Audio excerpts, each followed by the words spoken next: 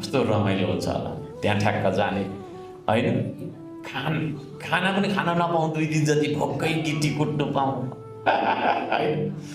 हो कि भन्नु न, रमाइलो जाउँदैन त्यतिखेर त बिजोग हुन्छ कि, तर पछि आएर कस्तो रमाइलो हुन्छ क्या त्यो सम्झिँदै होइन। पछि गएर नि आफ्नो नातिलाई कहानी सुनाउनु है, यता आइज त केटा है, यता आइज भन्ने यत्रो बाक्लो चस्मा लगाएको भइन्छ।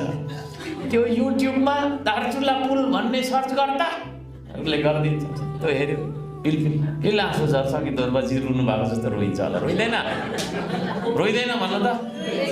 त्यतिखेर श्रम गर्ने मान्छे आधी उधी त हामी मरिसकेको हुन्छौँ फेरि होइन।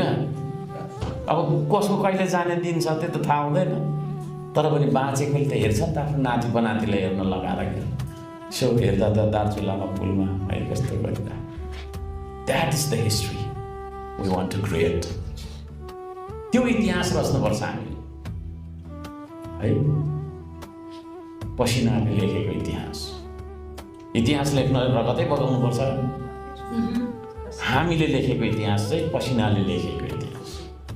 सक्दैन हाम्रो बाटो छेक्न कसैले, पसिनाले लेखेको यो इतिहास मेट्न कसैले भन्ने मेरो एउटा गीत छ।